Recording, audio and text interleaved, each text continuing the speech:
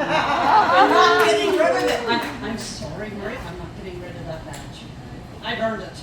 Yeah. But I first met Brian in the spring of 1981 when he and his then wife, Ty, were running Chinook Theater in the basement of the old Princess Theater across the street.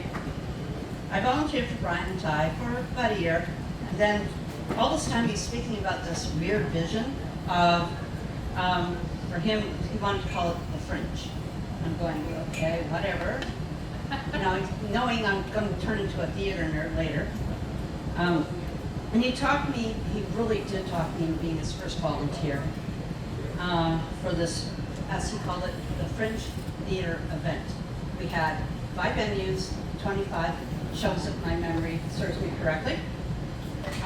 I remember fondly during this first Fringe, Ty was trying her hardest, and of course Brian was trying to talk her out of it. She was having all her leftover food, she was trying to talk people, handing it out the street, trying to talk them into coming to see her midnight show. Because those shows don't get, at the time, very few patrons. So that was kind of humorous. But during my friendship with Brian, which has lasted 46 years, longer than the Fringe, and during this time with the Fringe, I saw how hard he worked, including going to the Edmonton City Council, speaking about his vision, and the city, he spoke with great passion about it, and of this event. And the city actually wrote him a check with his name on it for 50 grand. Yeah. The city would not do that today.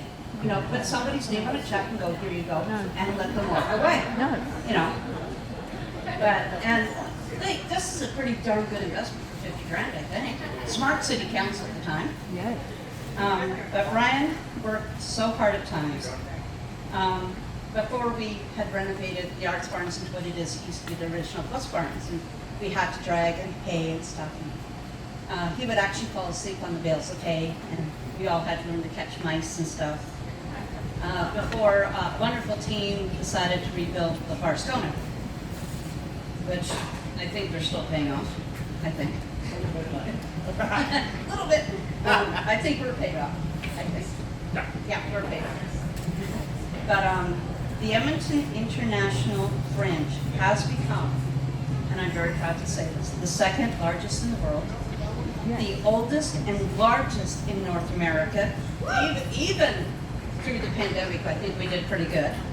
And because of Brian and his vision, we have many fringes throughout the world. He has worked with a couple of wonderful volunteers back in the day to create what is now called, we call it PHQ, but that's volunteer headquarters. So all our volunteers can go in, crash, and have a safe, quiet place to relax in between their shifts. In 2023, Brian included his family, both ex-wives, his 2 kids, and some of us, and some staff from Fringe Theater Adventures. I got the photo with Murray to prove it.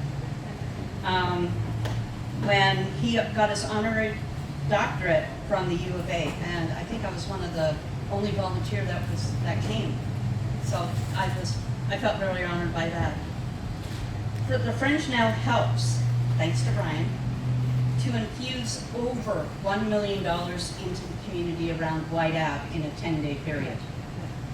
Because of Brian's hard work, his passion and vision, the Fringe has grown under his direction as executive director, and has grown even more so under Adam, the past artistic executive director, and now Megan.